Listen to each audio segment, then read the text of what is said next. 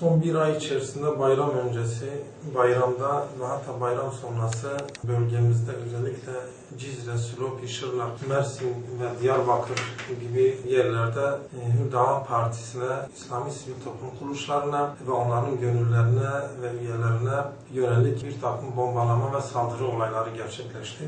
Bizler Bingöl Hürdahan Partisi İl Teşkilatı olarak bu melunca saldırıları lanetliyoruz, kınıyoruz. Bu saldırıyı yapan akılsız ve beyinsizlere de şurada bir çağrıda bulunuyoruz. Şiddet ve kaos, toplumda şiddet ve kaos yaratarak halka ve topluma hizmet ettiğinizi zannediyorsanız ve saldırı sonucu topluma korku yaydığınızı iddia ediyorsanız veyahut halka hizmet eden bu sivil toplum kuruluşlarının İslami hizmetlerini engellediğinizi zannediyorsanız yanılıyorsunuz. Biz bu melun saldırıları lanetliyor, kınıyoruz. Bu saldırıları PKK taşeron bir altyapısı olan Yurtsever Devrimci Gençlik Hareketi adı altında bir yapılanmanın sosyal medyada da bu saldırıları üstlenmesiyle bir kez daha bu despotça ve kendi dışında başka hiç kimseye hayat hakkı tanımayan bu zihniyeti lanetliyoruz. Halkımızın vicdanına mahkum ediyoruz. Özellikle bu saldırıların arkasında gizlenmiş olan bu karanlık yapının saldırıları sonucu büyük bir suskunluğa bürünmüş PKK ve BDP'nin de suskunluğu gösteriyor ki bu olayları tasvip ettiğini gösteriyor. Doğrusu isterdik ki bölgede esen bu barış havasının, barış baharının devam etmesiydi.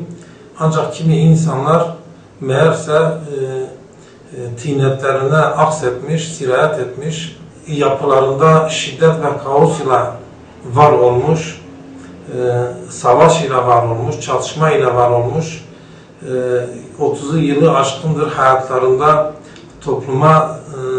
toplumu inşa etmede, toplumu yapılandırmada, topluma fayda sağlamada, bireylere özellikle yarar sağlamada hiçbir etkinlikte adı karışmamış bu karanlık yapının tekrardan eski huylarının depreşmesi şüphesiz bölgede ve toplumda büyük bir nefretle karşılanmaktadır.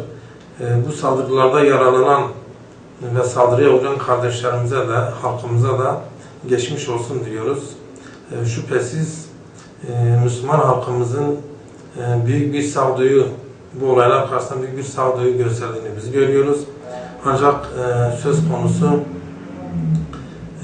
PKK ve BDP büyük bir suskunluk içerisindedir. Bu suskunluk onları töhmet altında bırakmaktadır.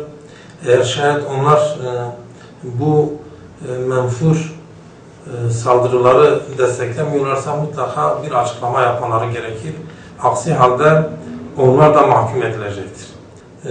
Biz burada hem onları hem de bu saldırılar karşısında büyük bir acziyet içerisinde olan güvenlik kuvvetlerini, güvenlik güçlerini de burada sorumluluklarını yerine getirmelerini istiyoruz. Şüphesiz şimdiye kadar yapılan tüm bu saldırılarda bu olayların hiçbirinin faili yakalanmamıştır. Hiçbir soruşturma açılmamıştır. Burada güvenlik kuvvetleri büyük bir acziyet içerisindedir. Şayet onlar da bu saldırıların faillerini yakalamak için girişimlerde bulunmazlarsa ki şimdiye kadar bulunmadılar, biz onları da bu olayların içerisinde işbirliği içerisinde olduğunu şüphesi bizde artacaktır ve toplum da bunu öyle görecektir. Dolayısıyla onların da burada özellikle bu hassas dönemde halka yönelik yapılan bu saldırıları önlemeleri için girişimlerde bulunması gerekir. Bakın kendilerine yapılan saldırıları derhal deşifre edebiliyorlar, faillerini yakalayabiliyorlar.